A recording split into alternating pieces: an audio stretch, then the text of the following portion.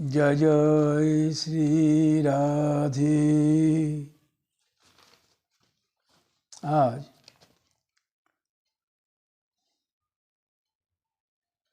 कृष्ण कथा कहिते चाहि कत किछुई बोली कृष्ण कथा चाहि कहिते कत किछुई नहीं पारी आस्वादिते छुटी ताहार पिछु पिछुई कृष्ण कृपा करेन अनेक किछुई मुरो आमी नहीं पारी राखिते ताहार बिंदु किछुई बोली कृष्ण कथा कहिते चाहि कत किछुई नहीं पारी आस्वादिते छुटी पिछु पिछुई कृष्ण कृपा करेन अनेक किछुई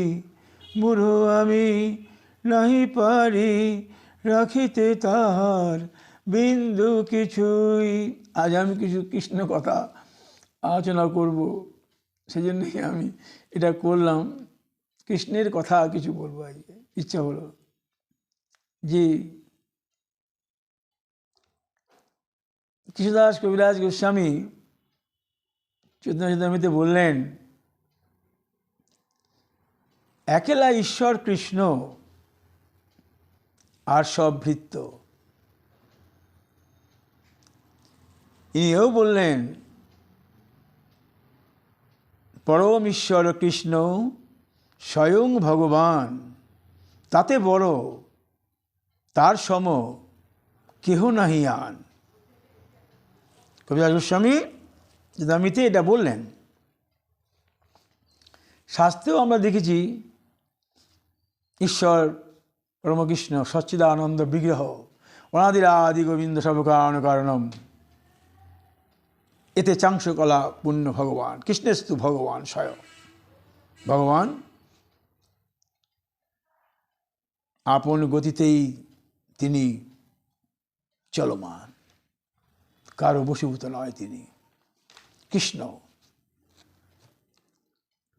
হে গোবিন্দ তোমার মধুর মূরতি হেরি এ বিশ্বভুবন মাঝে তুমি রহিছ ভরি তোমার চরণ দুটি আমি হেরি দেখি বিশ্বভুবন মাঝে বিচরিছ তুমি তোমার মধুর বংশী ধ্বনি শুনি দেখি তুমি বিশ্বভুবন মোহিত করিছ আজি বামে তোমার রাধা হেরি দেখি বিশ্বভুবন করিছে বন্দন তোমার যুগল রূপখানি কৃষ্ণ কৃষ্ণ বলি যখন আমি দেখি আছে যত সব মজিয়া কৃষ্ণে প্রীতি। যত বিশ্বভুবন মাঝে দেখো না কেন সবাই কৃষ্ণ প্রীতিতে মজে আছে। কৃষ্ণ বিনা আর নাহি জানে কৃষ্ণ সচিদাঘন মুক্তি আনন্দ ঘন মূর্তি কৃষ্ণ কৃষ্ণ বিনা আর নাহি কেহ জানে। কৃষ্ণের বংশীর ধ্বনি শুনি মোহিত সকলে। কৃষ্ণের বংশীর ধ্বনি শুনি ধেনু বৎসগুলি চর্বণ যায় ভুলি। ললিত মাধবে বলছেন কৃষ্ণের বংশীর ধ্বনি শুনি ধেনু বৎসগুলি অর্ধ চর্বণ করি ঘাসগুলি মুখে রয়েছে ধরি। কৃষ্ণের বংশীর ধ্বনি শুনি পর্বত গেল গলি। কৃষ্ণের বংশীর ধ্বনি কৃষ্ণের মোহন মুরলী ধ্বনি শুনি ময়ূর করেছে নৃত্য আজি। কৃষ্ণের বংশীর ধ্বনি শুনি ব্রজ গোপীগণ নাহি থাকিতে পারে গৃহে, ধাববান অতি। যে যেখানে ছিল সবই ধাবমান গতি, চলছেন।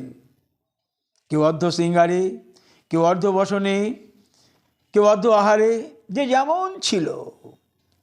এই বংশীর ধ্বনি শুনি সবাই চলেছে ছুটি। কৃষ্ণ, কৃষ্ণ এমন ধন, এমন পরম ধন, এমন আস্বাদিত ধন, ইহা বিনা কেহ নাহি রহিতে পারে কেমন। কৃষ্ণের অঙ্গ থেকেই কৃষ্ণের বিলাসমতী নারায়ণ, কৃষ্ণের বিলাসমতী রাধারানী, কৃষ্ণের থেকেই যারা শিব যত আছে সবাই কৃষ্ণ আরাধনে মগন। এই কৃষ্ণ, কৃষ্ণ আরাধনে মগন। কৃষ্ণ আবার ভক্তের চিন্তনে মগন। এমন কৃষ্ণ যে সবাই যাহার চরণে মগন, তিনি আবার ভক্ত রসাস্বাদনে মগন। ভক্তের হৃদয়ে রয়েছেন উনি।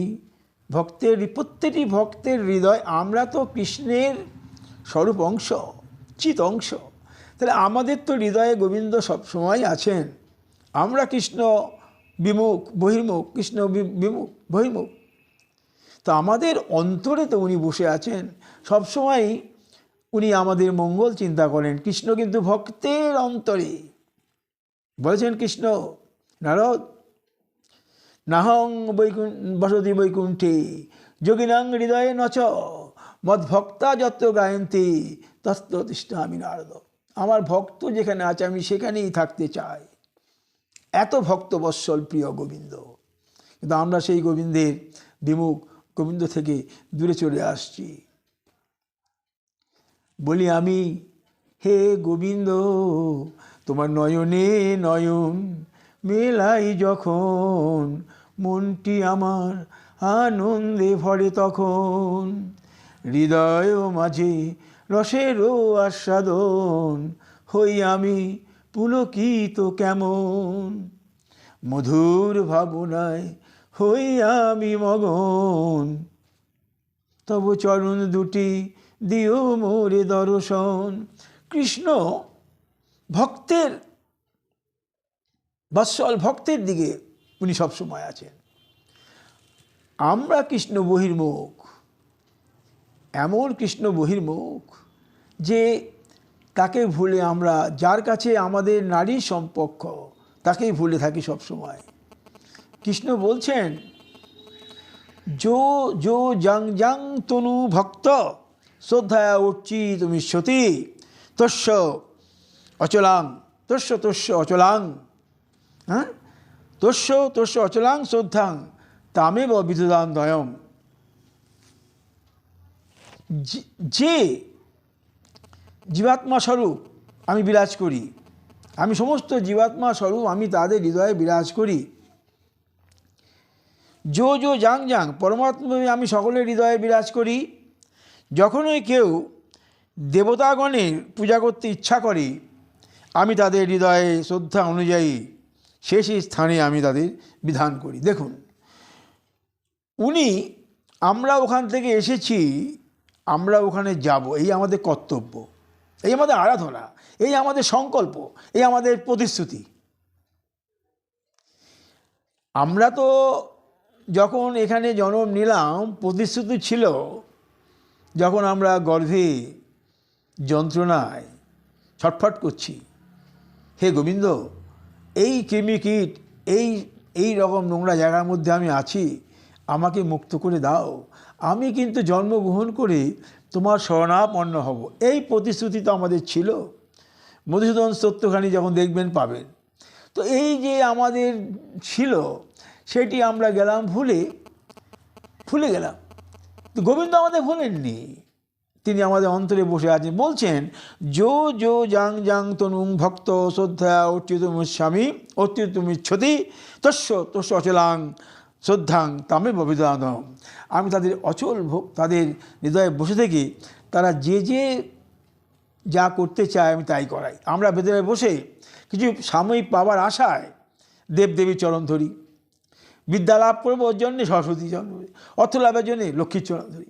তো আমরা মূঢ়মতি, অজ্ঞানতি, নিজেদের ক্ষণিক সুখের লোভে, ক্ষণিক সুখের আশায় আমরা যাই ছুটি অন্য জায়গায়। তো গোবিন্দ আমাদের বলেননি। গোবিন্দ কী বলছেন? তোমরা যা যা করছো সে আমাকেই করছো, পক্ষান্তরে আমি পাবো, আমি তোমাদের ওই দিশাটিকে দিলাম। যেহেতু তোমরা ওই দিকে মগন, আমি তোমাদের ওই দিকে দিলাম। আমাদের যাবার কোনো ক্ষমতা নাই, কোনো কাজই আমরা করতে পারি না, অসম্ভব। কুকার্য কি সুকার্য, যে কোনো কাজই করি না কেন আমাদের প্রারব্ধ আমাদের করায়। তো আমরা যদি কোনো দেবের পূজা করি, জানবেন উনি করাচ্ছেন, আমাদের প্রারব্ধ অনুযায়ী, আমাদের ইচ্ছা অনুযায়ী করাচ্ছেন। কিন্তু আলটিমেটলি পরিশেষে যাতে উনি তো পাবেন, ওনার কাছে নেওয়ার দায়িত্বটা ওনারই, আমাদের। কিন্তু উনি ঘুরিয়ে ফিরিয়ে ওনার কাছে নেবেন, এক জন্মে না হয় 100 জন্মে হোক, নেবেন ওনার কাছে, যেতে হবে প্রলয়কাল পর্যন্ত।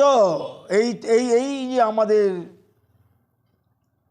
সূক্ষ্ম দেহ, সূক্ষ্ম আত্মা চলে যাবার পর অন্য বস্তু যদি অবলম্বন করে, সেই বস্তুটিও কিন্তু জীব নয়। প্রলয়কাল পর্যন্ত অপেক্ষা করে থাকে সেই জীব, গমনাগমন, তার বিনাশ নাই। যতক্ষণ না হচ্ছে মিলন, ততক্ষণ পর্যন্ত তার বিনাশ নাই। ভূমিতেই তাকে চলতে হবে। তাই উনি বললেন, যো যো যাং যাং তনু ভক্ত শ্রদ্ধায় অর্চিতুমি ছতি তস্য তস্য অচলাং শ্রদ্ধাং তামেব বিদামহম। পরমাত্মা রূপে আমি সকলের হৃদয়ে বিরাজ করছি। পরমাত্মা রূপে আমাদের আত্মা, উনি পরমাত্মা। এই আমাদের আত্মা পরমাত্মা রূপে হৃদয়ে বিরাজ করছে। কেউ অন্য দেবতার পূজা করতে চায়, তখন আমি তাদের সেই শ্রদ্ধা অনুযায়ী সেই দেবতার কাছে নিয়োগ করে দিই। জীবাত্মা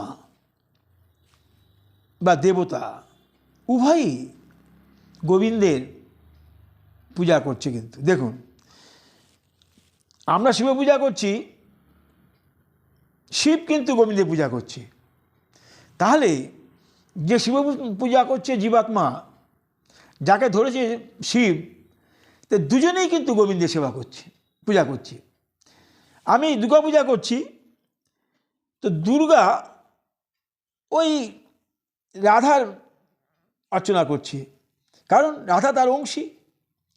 তাহলে আমি যাকে ধরেছি সেও সেই দেবী রাধারানীর স্মরণ করছে।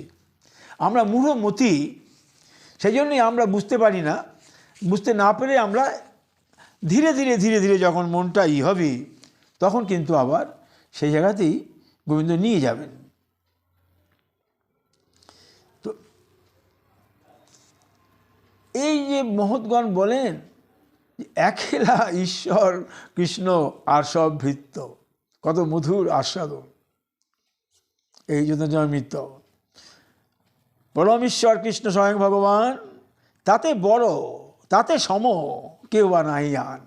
একটা কথা, মধুর আস্বাদনের কথা, এনারা এমন রসিক, এমন রসের আধার, এমন ভক্তের এত ভক্তি রসামৃত সিন্ধু এদের হৃদয়খানা, যে একটি কথাতেই বোঝা যায়, বেশি দূর অগ্রসর হতে হয় না। তা বললেন উনি, সতয়া শ্রদ্ধয়া যুক্ত তস্য আরাধাম অহম। ইহাতে যে ভক্ত শ্রদ্ধাযুক্ত হয়ে দেবতার আরাধনা করেন, সেই দেবতার কাছ থেকে আমার দ্বারাই বিহিত কাম্য বস্তু লাভ করেন। লভতে চ তত কামান বিহিতাং হিতাং। সে তার যে কাম্য বস্তু আমার দ্বারাই লাভ করেন। তাহলে আমরা সোজাসুজি না, যে আমি একটি কোনো জায়গার আসন সংগ্রহ করব। বাস্তব জীবনে দেখি তো, কোনো একটি আসন সংগ্রহ করব, কোনো ট্রেনে যাব, কোনো জায়গায় যাব, আসন সংগ্রহ করব, তো আমরা এত আলস্য, নিজেরা না গিয়ে আমরা কোনো ট্রাভেলার বা কারো মাধ্যমে সেই আসনটি সংগ্রহ করি। দিল কিন্তু রেল, দিল কিন্তু সেই কর্তৃপক্ষ। সেই রকম আমরা গোবিন্দের চরণে সোজাসুজি না যেয়ে আমরা কোনো মাধ্যমকে ধরছি, সে মাধ্যম তাকে ধরছে। তাই বলছেন, সতয়া শ্রদ্ধয়া যুক্ত তস্য আরাধম ইহতে লভতে চ তত কামান ময়া এব বিহিতাং হিতাং। যারা শ্রদ্ধাযুক্ত হয়ে সেই দেবতার আরাধনা করেন, সেই দেবতার কাছ থেকে আমার দ্বারাই বিহিত বস্তু, কাম্য বস্তু লাভ করেন। তো এই ঈশ্বর গোবিন্দ আমরা যত সমুদ্রের দিক থেকে যত দূরে আস্তে আস্তে আসি, সমুদ্রের সেই গর্জনখানি ভুলে যায়। জননী জঠর থেকে বেরিয়ে যত আমরা এগিয়ে আসছি জীবন পথে, তত কিন্তু ওই জননী জঠরের যন্ত্রণা আমরা ভুলে গেলাম কৃষ্ণকে বস্তু, ভুলে গেলাম তার কাছে দেওয়া প্রতিশ্রুতি, ভুলে গেলাম আমাদের আস্বাদনের কথা, মজে গেলাম অব্যক্তাৎ বক্তে সর্বা। এই যে আমার অব্যক্ত, ব্যক্ত মধ্যাহ্নে ভারত চ অব্যক্তা নিধন নৈব কা পরিবেদনা। বন্ধু বলছেন, তুমি আগে কি ছিলে সেটা অব্যক্ত, ব্যক্ত মধ্যাহ্নি চ, তুমি এখন ব্যক্ত বিচারণ করছো, যৌবনানন্দে মারছ, শক্তির গর্বে গর্বান্বিত হচ্ছ, ভুলে গেলে পশ্চাৎ ভূমি, বর্তমান ভূমি তুমি ব্যক্ত, অব্যক্ত নিধনান্নৈব তত্ত্ব কা পরিবেদনা। অব্যক্ত এই ভবিষ্যৎটি তোমার অব্যক্ত, কা পরিবেদনা। এ শোক করছো কেন? কেন শোক করছো তুমি? তুমি যদি ভুলেই গিয়ে থাকো, বর্তমানকে তুমি অবলম্বন করছো না, বর্তমানে ভক্তির মদমত্তে অহংকারে অভিমানে তুমি পঞ্চভৌতিক, পরে বলবো, তুমি এই জ্বালাতে, তুমি তিতাব জ্বালায় তুমি জড়িয়ে আছো। পঞ্চভৌতিক দেহটা নষ্ট করে দিচ্ছ তুমি, স্থূল দেহটাকে নষ্ট করে দিচ্ছ তুমি। আর তোমার ওই অন্তিমে তুমি যাবে কোথায় তারও তোমার চিন্তা নাই। তাই বলছি যে এই জীবাত্মা বা জীবাত্মা তাকে আশ্রয় করে দেবদেবীর পূজা করছে, সকলেই আমার পূজা করছে। তারপরে উনি বললেন যে অন্তবত্তু ফলম তেষাম তৎ ভবতি অল্পমেধোষাম দেবাম দেবযজ্ঞ জানতি মত ভক্তা জানতি মাম ওপি। বললেন, অল্পবুদ্ধি ব্যক্তিদের আরাধনালব্ধ সেই ফল অস্থায়ী। দেবতাদের উপাসকেরা তাদের আরাধ্য দেবতার লোক প্রাপ্ত হন, আমার ভক্তরা আমাকেই প্রাপ্ত হন। এই বিরজার পর্যন্ত প্রাকৃতিক ব্রহ্মাণ্ড, বিরজার ওপারেই অপ্রাকৃতিক ব্রহ্মাণ্ড। তো বিরজার ওপারে এবারে ওখানে তো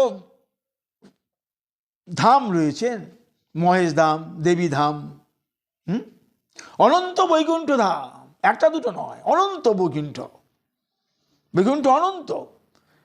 বলছেন উনি, বলবো পরে, অনন্ত বৈকুণ্ঠ, ব্রহ্মার সৃষ্ট যে বৈকুণ্ঠ, তার উপরে কৃষ্ণলোক, গোলোক, কৃষ্ণলোক, তার উপরে কেউ নাই। তো গোবিন্দকে আস্বাদন করতে হলে চিত্তখানি নির্মল শুদ্ধ করে ডানা মেলে দিতে হবে ওপরে, চোখ উন্মেষণ করতে হবে ওপরে। এই যে মহাবোম, কতখানি সহস্র সহস্র যোজন, লক্ষ যোজন, কোটি যোজন হচ্ছে একটা ব্রহ্মাণ্ড। পরে বলবো আমি, যখন আমি যাব, শত শত লক্ষ লক্ষ যোজন এক একটি ব্রহ্মাণ্ড, অনন্ত কোটি ব্রহ্মাণ্ড এরকম বলবো আমি, পরে এগুলো বিস্তার করে দেবো। তো আমি আজকে যে আস্বাদন করতে চাইছি, গোবিন্দ কি বস্তু, গোবিন্দ যে কি পরম ধন, বুঝলি না রে মন, লোভিয়া দুর্লভ জনম, বিফল গেল তোমার এহন জীবন। সমুদ্রের পাড় থেকে যত আমি আস্তে আস্তে ভেতরে আসছি, ভুলে যাচ্ছি কি ছিলাম, কি এখন। সমুদ্রের ঢেউ আর নাই।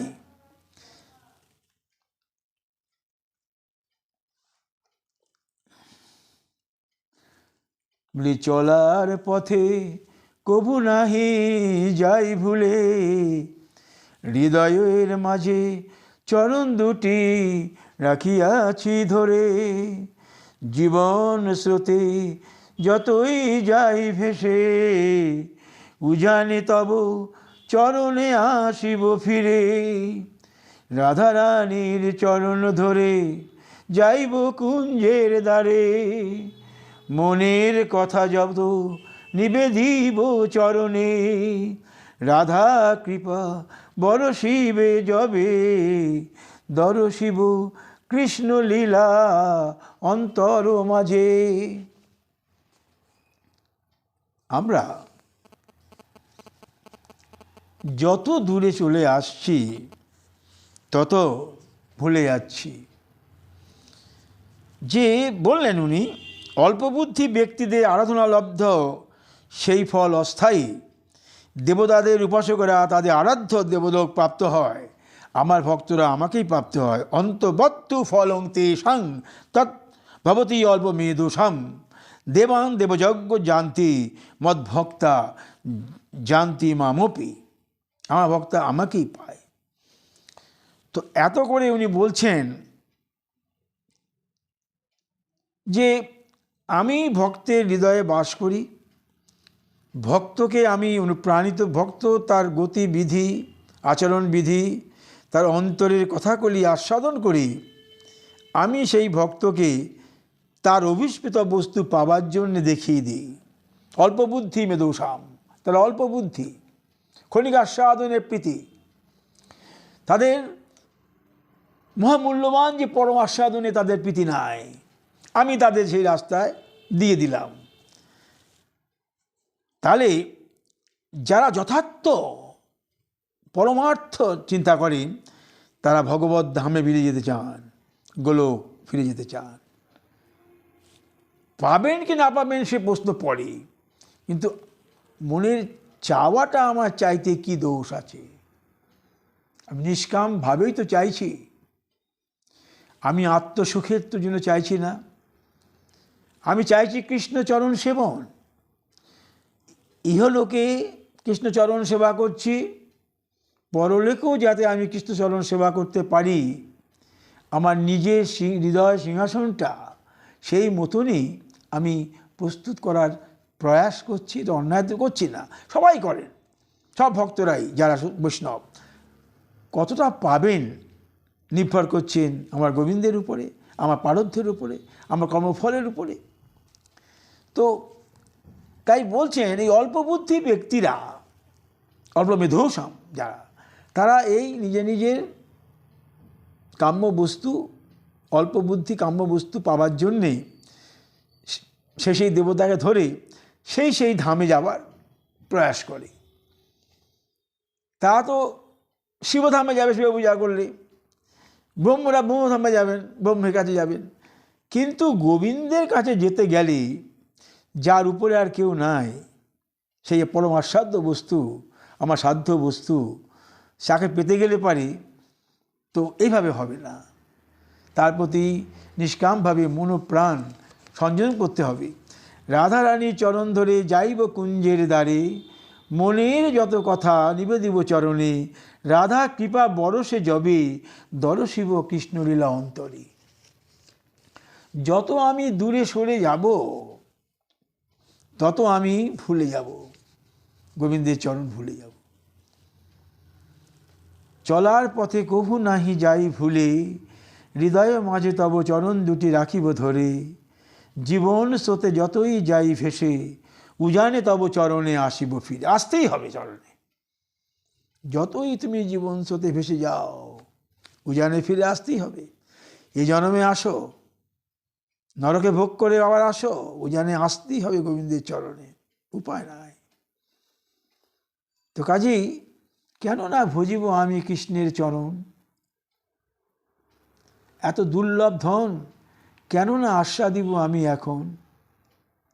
জাগতিক সুখ কিঞ্চিৎ বিসর্জন করিয়া এখন, করি যদি কৃষ্ণের চরণে আত্মনিবেদন, করি যদি স্মরণ মনন, নিত্যলীলা করি স্মরণ। জাগতিক কর্ম করিয়াও এখন, সংসার পরিচ্ছন্ন করিয়াও এখন, যতটুকু সময় করিয়াছ নির্ধারণ, কর গোবিন্দের চরণে স্মরণ মনন। করিবেন কৃপা কৃষ্ণ গুণনিধি তখন, করিবেন কৃপা করবেন। উনি তো বুঝতে পারছেন হৃদয় থেকে যে তুমি সংসারের সমস্ত কর্ম করে যেটুকু সময় তুমি করিয়াছ নির্ধারণ, করিছ আমার চরণে সমর্পণ। শরণাগত হইয়া তুমি করিছ দুবারি চোখের জল বিসর্জন, একান্তে নিভৃতে হইয়া বসন, তুমি করিছ নিভৃতে তোমার নয়নবাড়ি বিসর্জন। এহেন আচরণ গোবিন্দ করিছে দর্শন, কৃপাবাড়ি করিবে বর্ষণ, এতে তুমি নাহি করিও চিন্তন, নাহি করিও চিন্তন, কৃপাবাড়ি হইবে বর্ষণ। তো এই কৃষ্ণ কথা এমন মধুর কথা, যত করিবে নাহি শেষ হইবে এথা।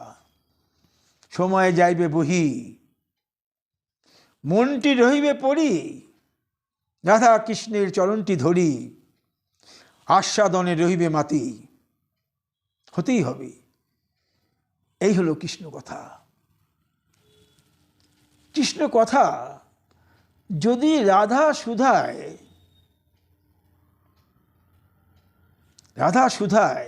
ভরি নিবেদন করো যাহা। কৃষ্ণ কথা, কৃষ্ণের আলাপন কথা রাধা সুধায় ভরি নিবেদন করো যদি, গোবিন্দের চরণে তাহা মধুর মধুর হইবে রসাস্বাদন, ভরিবে হৃদয়খানি সদা। হৃদয়খানি সবসময় রসে রসায়িত হতে থাকবে। এমনই আস্বাদন, এমনই কথা যত বলিবে নাহি ফুরাবে তাহা। মধুর মধুর রসে আবর্তিত হইবে সদা, বিচিত্র রূপে পরিবেশিত হবে তাহা। বিচিত্র রসে রসায়িত হবে তাহা, চিত্র ভরি যাবে সদা। গোবিন্দ চরণে নিবেদন করো তাহা। করো নিবেন্দ চরণে নিবেদন করো। যেমন যেমন আস্বাদন তেমন তোমার নিবেদন করো। কোনো ধারাবাহিক বাঁধন তো নাই, ভাবের কোনো বাঁধন নাই, রসের কোনো বাঁধন নাই, প্রীতির কোনো বাঁধন নাই। নিবেদন করো, আপন আপন রসে সিক্ত করো, আপন আপন রসে রসায়িত করো মন, করো নিবেদন, হইবে আস্বাদন। রূপ রঘুনাথ সনাতন দেখুন কিরম আস্বাদন, এক একজনের এক এক রকম আস্বাদন। একই বস্তু, আস্বাদন বিভিন্ন, আস্বাদন বিভিন্ন। ললিত মাধব, বিদগ্ধ মাধব কেমন লিখলেন রূপ, কেমন লিখলেন, গোবিন্দকে কেমন করে আস্বাদন করলেন। গোবিন্দকে শ্রীরাম করেছেন কি করেননি সে জানেন রূপ, তাদের মতন পরম ভক্ত জানেন গোবিন্দ কেমন করে আস্বাদন করিয়েছেন, কেমন করে রাধারানীকে আস্বাদন করেছেন, মনের মতো করে খেলিয়েছেন, মনের মতো খেলিয়েছেন, যেমন যেমন মনে হয়েছে তেমন তেমন খেলিয়েছেন। চন্দ্রাবলীর কাছে পাঠিয়েছেন, চন্দ্রাবলী কুঞ্জে গিয়ে গোবিন্দ মেতেছেন, চন্দ্রাবলীর বাক্য বিন্যাসে গোবিন্দ হয়ে গেছেন বিমোহিত। গোবিন্দ কি হয়েছেন, কিন্তু রূপ তাকে ওইভাবে সাজিয়েছেন, ওইভাবে সাজিয়েছেন।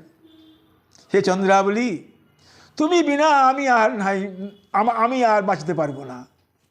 গোবিন্দ কতখানি বলেছেন আর রূপ কতখানি আস্বাদন করেছেন তাদের মতো মহৎজন জানেন। আমার বক্তব্য মনের ভাব, মনের রস, রসায়ন। গোবিন্দ এমন পরম বস্তু, ভালোবাসার ধন, আবার আমার আরাধ্য ধন, আমার প্রেমধন, আমার আরাধ্য ধন। তাকে আমি যেভাবে করিব কীর্তন, সেইভাবেই উনি করিবেন নর্তন। ভক্ত তাকে যেভাবে করিবেন মনে মাঝে কীর্তন, গোবিন্দ সেইভাবে করিবেন নর্তন।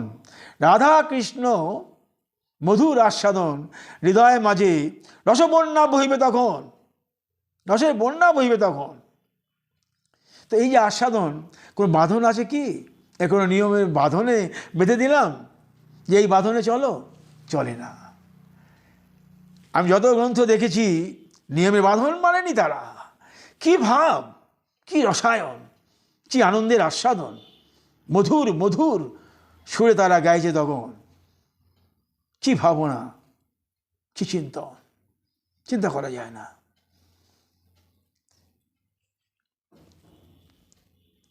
ব্রহ্মানন্দ সরস্বতী দেখুন, তার যত আস্বাদন করেছেন, কেউ কম যাননি তো, গোবিন্দকে কেউ কম খেলাননি। হ্যাঁ, রাধা সুধানিধিতে যেমন উনি করেছেন, বিদগ্ধ মাধবে বা রাস প্রবন্ধে দেখেছি গোবিন্দকে কম হেঁস্তা করেনি। সখীগণের মাঝে গোবিন্দ সমস্ত মুখ যে গোবিন্দ আস্বাদন করে, গোবিন্দ সেই আস্বাদন করেছেন রস, রসের খেলা, রসের আস্বাদন। বলছে তুমি প্রতি মাঝে আমাকে এরকম বিরক্ত করো না তো, সবসময় আমি যাব তো। আমাদের দুটো কুলের একটা মান আছে, আমাদের পিতৃকুলের মান আছে, তোমারও নন্দরাজার মান আছে, রাজকুলের পুত্র তুমি, কেন এরকম তুমি প্রতি মাঝে করো এরকম আচরণ?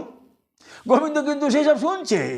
গোবিন্দ তাকে সেই কথা হজম করে গোবিন্দ কি সুন্দর মানে তাকে কথা বলছে। গোবিন্দের নিজেরই তো ধন, গোবিন্দের নিজেরই ধন রাখিয়া পর ঘরে তখন করেছেন লীলারস আস্বাদন, পরকের আস্বাদন।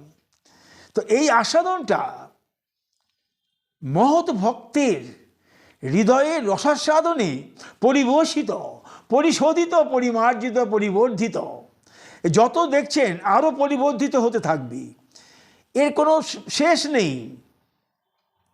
এই আস্বাদন পরিশোধিত, পরিশোভিত, পরিবর্ধিত, পরিমার্জিত, অতিরঞ্জিত হইবে তখন। যে যেমন পারে করিবে আস্বাদন, কৃষ্ণ লীলা করিবে দর্শন নিজের মনোমতো তখন। সাধন শরণ্য লীলা না করিও হেলা, বলে দিলেন তো নরোত্তম ঠাকুর।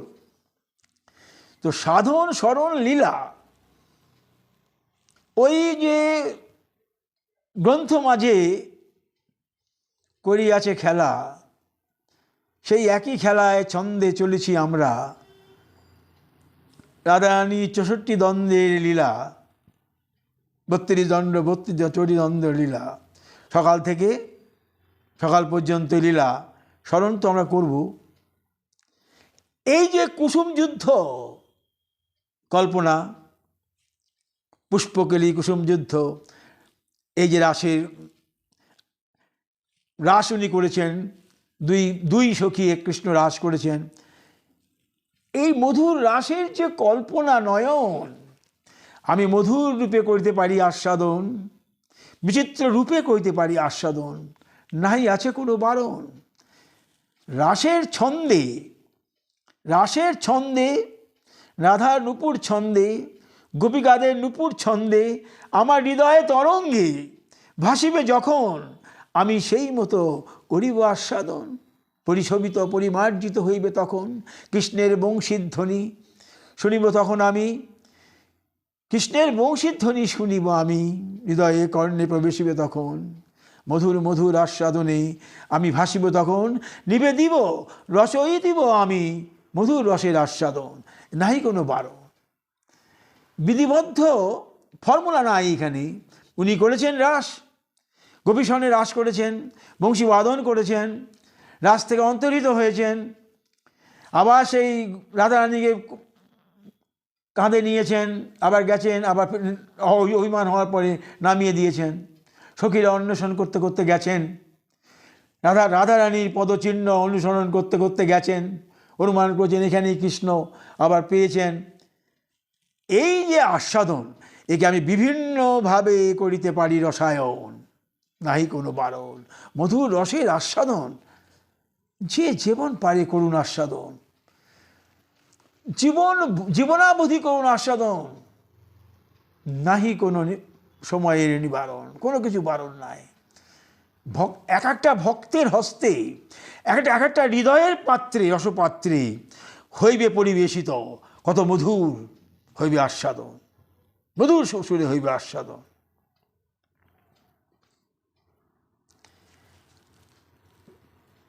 এই যে রাধারানী প্রভাতের লীলাতে যখন বলছেন, এটা প্রসঙ্গ নয় বলি, ঊর্ধ্বস্তনাদিতে করেছেন স্নান রাধারানী, এক দণ্ড 24 মিনিট ঊর্ধ্বস্তনাদিতে স্নান করলেন। স্নান সেরে উনি নন্দীশ্বর যাবেন, 2 দণ্ড চলে গেলেন নন্দীশ্বর। গিয়ে উনি রান্না করলেন, ভোজন করলেন। সেই ভোজন, গোবিন্দ আবার আসবেন, ভোজন হবে, 7 দণ্ড প্রসাদ পাবেন, 9 দণ্ডে চলে যাবেন গোবিন্দ। এই তো আপনি সঙ্গীতে বিভিন্ন রকমভাবে আস্বাদন করুন এই কথাটিকে। হ্যাঁ, তো এর মধ্যে কোনো বিধিনিষেধ নাই, থাকবে না।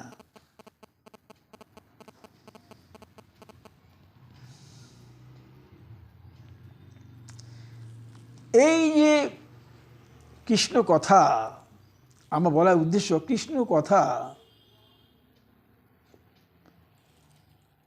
চলিছে আপন বেগে, কৃষ্ণ কথা চলিছে আপন বেগে, ভক্ত রসসুধা চলিছে দেহে, ভক্ত রসসুধা রয়েছে দেহে, করিছে রূপায়ণ আপন মনে রসায়ন, গোবিন্দের চরণে নিবেদিতে,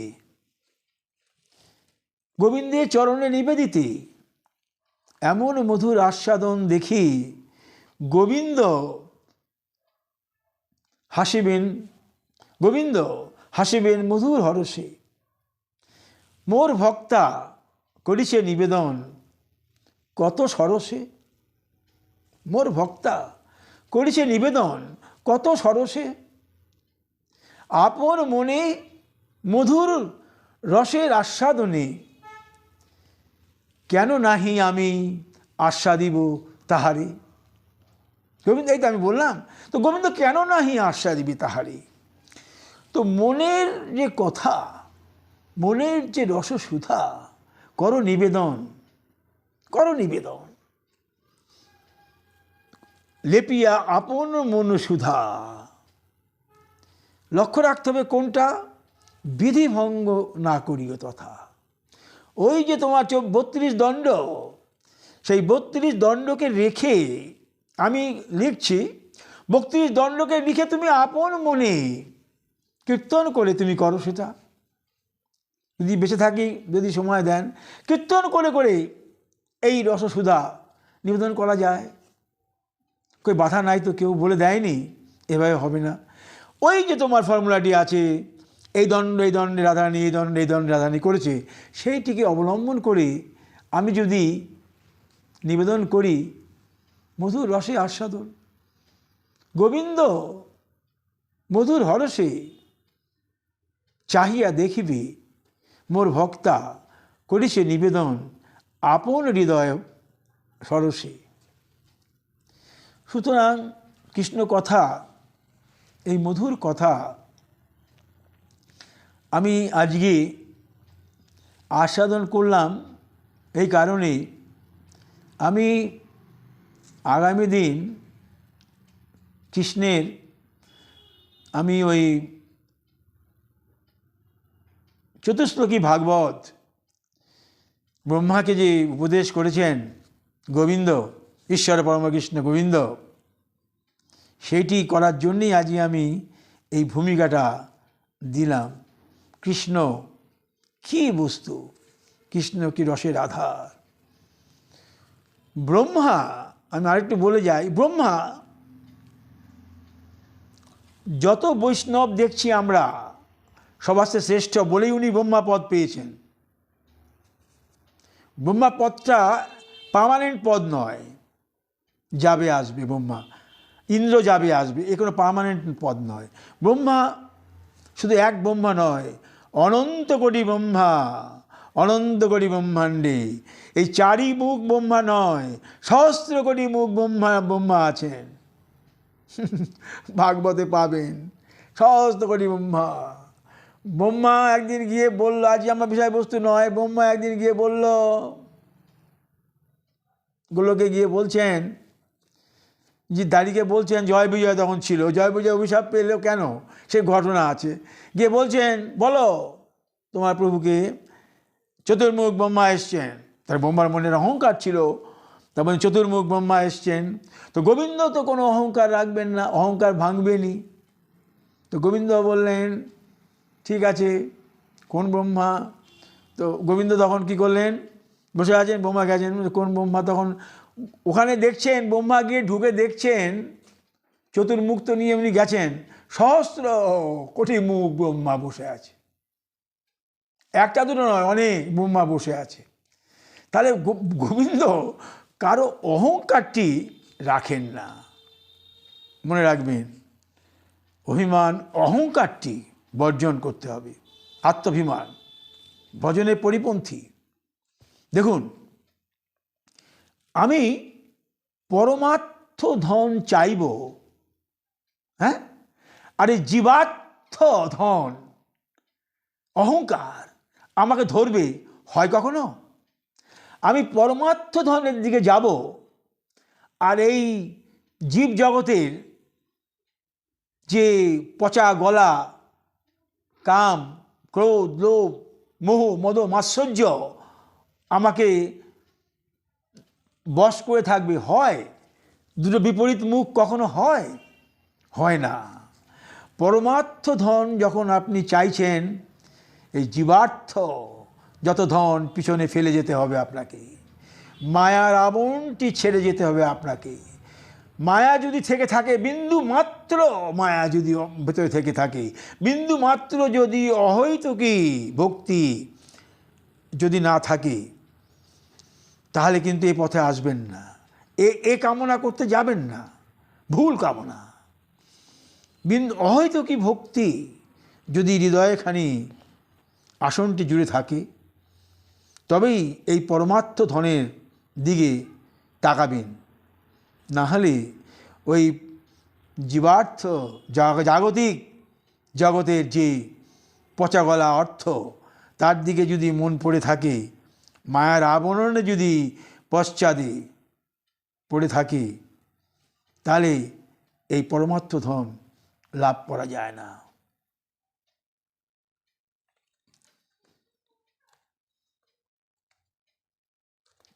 একটা কথা আছে না, যে তোমাকে সম্মুখে টানিছে যে তোমার আছে পিছনে। তোমার সম্মুখে যে টানিছে তার দিকে না, যে পিছনে যে টানছে তুমি তার দিকে চাইছো, তাহলে কী করে হবে? দুটো বিপরীত মুখ গতি কখনই থাকতে পারে না। তো মধুর আস্বাদন করতে গেলে ধরো মহতের চরণ। কতদিন বলেছি, ধরো মহতের চরণ, গ্রন্থ মাঝে করো বিচরণ। আলোর বন্যায় ভাসিবে তখন, অন্ধকার দূরীভূত হইবে তখন। আলোর বন্যায় ভাসবে তখন, অন্ধকার দূরীভূত হইবে তখন। তাহলে কি হবে? বিন্দু বিন্দু রসাস্বাদন হৃদয়ে রসপাত্রে তখন। বিন্দু বিন্দু রসাস্বাদন হৃদয়ে রসপাত্রে তখন। যত করিবে প্রেমের বাড়ি বরষণ, যত করিবে রতি রমণ, যত করিবে হৃদয় আস্বাদন, যত করিবে তুমি রসাস্বাদন, তত রসপাত্রটি হইবে পূরণ। তোমার আধারে ধরিছে যতটুকু, তখন রসপাত্রটি হইবে পূরণ। তোমার হৃদয়ে যতখানি আধারটি হইয়াছে, আধারটি যেমন, তো আধারটি বড় করবো কী করে? আধারটি সকলেরই সমান। আধারটি এত বড় তো নয়, আধারটি সকলেরই সমান। সেই আধারটি হয়ে যায় বিভূষম, সেই আধারটি হয়ে যায় অনন্ত। কি করে হয়? ওই আধারের মধ্যে করো বীজ রোপণ, বাড়িবে বীজ, প্রেমামৃত বাড়িতে কর রসায়ন, সেই বীজ বাড়িবে তখন, পত্রে পুষ্পে শোভিত তখন, মহতের চরণ রসায়ন করো আরোহণ, করো সেচন, সেই আরোহণ করে করো সেচন, তবে বীজ বৃক্ষে করো চেপন, প্রস্ফুটিত হইবে তখন, প্রস্ফুটিত হইবে তখন, রসাদগার করিবে তখন, অনন্ত বিভুর মাঝে হইবে বিলীন তখন, অনন্ত বিভুর মাঝে বিলীন হবে। এইবার এই বিলীন হলে পারে যার যার আধারটি নয়নের আধার হইবে পূরণ, রস আধার আর নয়নের আধারখানি যখন প্রজ্বলিত হবে, রসের আধারটি প্রজ্বলিত হবে কখন? নয়নের রসাধারটি হইবে বিভূষম যেমন। এই নয়ন দিয়ে তুমি যখন এই সমস্ত ব্রহ্মাণ্ডের, গোবিন্দের যে খেলা, ব্রহ্মাণ্ডের রসায়ন তুমি করতে থাকবে। কি মধুর রসায়ন এই অনন্ত কোটি ব্রহ্মাণ্ড, সপ্ত আবরণ, প্রত্যেক আবরণে আবরণ দেবতা, এইগুলি যখন তোমার হৃদয়ঙ্গম হতে থাকবে, যে কি ব্যাপার! হ্যাঁ, যে ব্রহ্মা সহস্র যুগ পর্যন্ত ব্রহ্মাণ্ড বিদু, সহস্র যুগে ব্রহ্মার এক রাত্রি, সহস্র যুগে ব্রহ্মার একদিন, এইরকম যে এক মন্বন্তরে এক কল্প শেষ, মানে এক নিঃশ্বাস মহাবিষ্ণুর, চিন্তা করা যায়, একটি শ্বাস পড়ল। কথাটা আরো ভেঙে দিলে কীরকম হয় দেখুন, এত আমি তাতেই বলে গেলাম। সত্য তেতা দাপর কলি, চারি যুগে এক দিব্য যুগ। এই চারি যুগে এক দিব্য যুগ, এর মধ্যে তোমার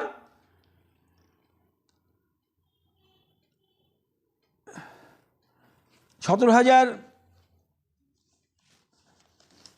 কলি 4,32,000, আর এ হচ্ছে 17,28,000 বছর, আর দাপর হচ্ছে তেতা হচ্ছে 12,96,000 বছর, আর দাপর হচ্ছে 8,64,000 বছর, কলি হচ্ছে 4,32,000 বছর। তো এইখানে তোমার এক কল্প হচ্ছে এক মনু, 14 মনুর পরে এক কল্প শেষ হয়ে যাচ্ছে। তো এক নিঃশ্বাস পড়ছে তোমার এই মহাবিষ্ণুর, চিন্তা করা যায় ব্রহ্মার আয়ুষ্কাল। তো এই যে যার কাছ থেকে আমি বলতে চাইছি, যার কাছ থেকে গোবিন্দের কাছ থেকে ব্রহ্মা এলো, তো গোবিন্দ কি বস্তু দেখুন, গোবিন্দের কাছ থেকে ব্রহ্মা এলেন, বুঝতে পারছেন না কি করবেন, জলমগ্ন সব, বুঝতে পারছেন না কি করবেন, আর যে বিষয়বস্তু নয়, বুঝতে পারছেন না কি করবেন। তাহলে গোবিন্দ কি বস্তু বুঝতে পারছেন না। তখন উনি এই সমস্ত জলমগ্ন অবস্থায় বসে মধ্যে উনি শুনলেন তপদ্র ব্যঞ্জনবর্ণ, তপস্যা করো।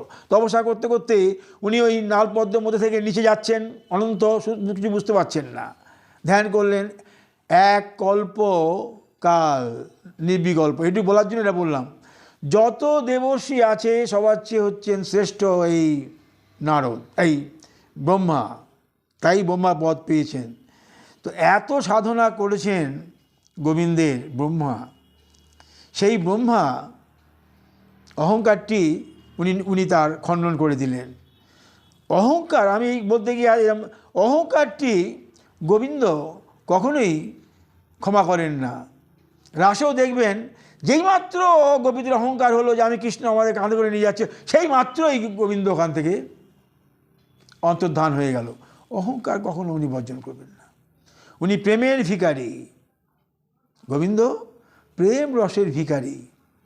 অহংকার কখনোই উনি বর্জন করেন, অহংকার কখনো করেন না। যেই মাত্র দেখছেন কোলে করে নিয়ে যাচ্ছেন, অহংকার অভিমান হচ্ছে, ফেলে দিয়ে চলে গেলেন। তো গোবিন্দ কি বস্তু এটি ব্রহ্মাও বুঝতে পারলেন না, ব্রহ্মা বুঝতে পারলেন না। যখন এই বলেছি, ব্যাখ্যা করেছি আমি, ব্রহ্মা বুঝতে পারলেন না যে গোপীদের সঙ্গে, গোপবালাদের সঙ্গে উনি খেলা করছেন, ও এটো করে আমার দিচ্ছেন, উনি খাচ্ছেন, কী করে ঈশ্বর হয়, ব্রহ্মা বুঝতে পারলেন না। তো কাজে গোবিন্দকে আস্বাদন করতে গেলে, যেটা আসল জায়গা আমার আজকের বক্তব্য, যে গোবিন্দকে আস্বাদন করতে গেলে গোবিন্দের চরণে শরণ হতে হবে, হয়তো কি শরণ, কোনো রকম দ্বিধাদ্বন্দ্ব থাকবে না। গোবিন্দ আর আমি, এর মাঝে আর কিছু নাই, এইটুক চিন্তা করতে হবে। গোবিন্দ আর আমি, একটি ঘরে একটি আসনে গোবিন্দ আর আমি, আমার দেহ মন প্রাণ একাকিত্ব হৃদয় ধারণ করে আমি গোবিন্দের চরণে শরণ করছি, আস্বাদন করছি। যেটুকু সময় দিতে পারি আমি গোবিন্দের চরণে আস্বাদন করব, গোবিন্দের প্রতি আমি নয়ন বাড়ি বিসর্জন করব। এই প্রেমের বাড়ি যত করিবে বরস তত পাইবে হরি। প্রেমের বাড়ি যত বরস করি পাইবে তুমি হরি। বাড়ি বিনা নাহি মিলে হরি, নাহি মিলে হরি, এটি আমি লিখেছি, বাড়ি বিনা নাহি মিলে হরি। প্রেমের বাড়ি বর্ষণ করতে করতে চিত্তের শোধন হতে থাকবে। যত করিবে প্রেমের বাড়ি বর্ষণ হইবে চিত্তের শোধন। অমলিন হইবে তোমার দর্পণখানি তখন, অমলিন হইবে তোমার দর্পণখানি তখন। মধুর রসে সিক্ত হইবে হৃদয় কানন। পরম আনন্দে ভরিবে তোমার চিত্তের দর্পণ, পাইবে তুমি মধুর রসের আস্বাদন। এই হলো মধুর রসের আস্বাদন। যেভাবে তুমি স্মরণ করবে সেইভাবেই আস্বাদন হতে আরম্ভ করবে। তো আজই আমি এটা রাখলাম, যদি কৃপা হয় করিব আস্বাদন। ভাগবতে চতুশ্লোকী ভাগবতটি যেমন, যতটুকু আমার আস্বাদন হবে ততটুকু আমি আস্বাদন করব। আজকে সেই জন্যে কৃষ্ণ কথা কিছু কহিলাম। এখন দেখি আমি কিছু দিতে পারি নাকি।